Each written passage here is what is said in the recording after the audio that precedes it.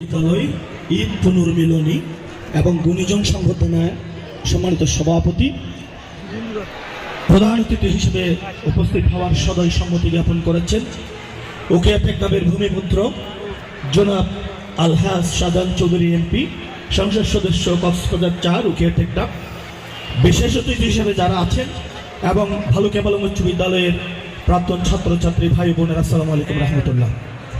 আমি primary school হিসাবে ধরলে আমি ৯৪ পেয়েছি। সঙ্গত কারণে আমি রাবেতা কেজি স্কুলে চলে যাওয়ার কারণে আমি ৯৬তে এসএসসি পরীক্ষা দিয়েছি। সুতরাং ৯৪, ৯৫, ৯৬ যারা আছে অনেকে আমার বন্ধু বান্ধব। আমি যে কথাটি বলবো, আজকের আয়োজনটা আমি যারা আয়োজন করেছে তাদের প্রতি আমার কৃতজ্ঞতা এবং ধন্যবাদ জ্ঞাপন করছি। এরপরেও আমি একটি কথা বলবো, আমার বাড়ি ভালুকা পালং উচ্চ বিদ্যালয়ের একটু পরে। আমি এই স্কুলের ছাত্র। এত বড় একটা প্রোগ্রাম হচ্ছে, আমাকে কেউ বলে নাই। আমরা যদি কমিটির পক্ষ থেকে যদি দাওয়াত পাইতাম, আমরা নিজেকে ধন্য মনে করতাম। এখানে ভালুকা পালং উচ্চ বিদ্যালয়ের ছাত্র নয়, তারাও উপদেষ্টা পরিষদে স্থান পেয়েছে। আমি জানতে চাই যোগ্যতা হলে এই কমিটিতে স্থান পাওয়া যায়। আমি অ্যাকাউন্টিং থেকে অনার্স করেছি, মাস্টার্স করেছি, বিএড করেছি, এলএলবি, এলএলএম করেছি। আর কতটুকু যোগ্যতা থাকলে কমিটিতে স্থান?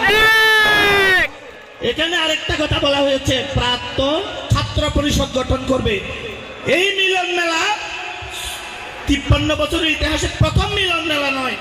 আমরা মিলন মেলা করেছি শাকের ভাই সহ, এই ১০-১২ বছর আগেও আমরা মিলন মেলা করেছি। আমরা যাদেরকে দায়িত্ব দিয়েছিলাম, দায়িত্ব হস্তান্তর করেছি, তাদের ব্যর্থতার কারণে এটা ধারাবাহিকতা রক্ষা হয় নাই। আমরা কর্মজীবী, আমরা আমাদের পেশা আছে, যার কারণে আমরা এখানেও সার্বক্ষণিক সময় দিতে পারি নাই। না পারলেও আমরা ঈদের ২-৪ দিন আগে থেকেই তো এখানে উপস্থিত ছিলাম। প্রতি শুক্রবার আমি আমার এলাকায় আসি, আমাদেরকে কেউ বলে না। এখানে রাজনীতি করা হয়েছে, এখানে ইউনিয়ন পরিষদের ভোট নিয়েও রাজনীতি করা হয়েছে। ভোট করে এখানে কাউকে অপমান করার অধিকার কাউকে দেওয়া হয়নি। আপনার থেকে টাকা লাগবে, আমাদের থেকে টাকা নেবেন। একজন থেকে আপনি ২-৪ লাখ টাকা নিবেন, হ্যাঁ, আরেকজন থেকে ইয়ে করবেন। এই সমস্ত তালবাহানা ভবিষ্যতে যাতে না হয় আমি অনুরোধ করব। সবাইকে ধন্যবাদ। আসসালামু আলাইকুম রহমতুল্লাহ।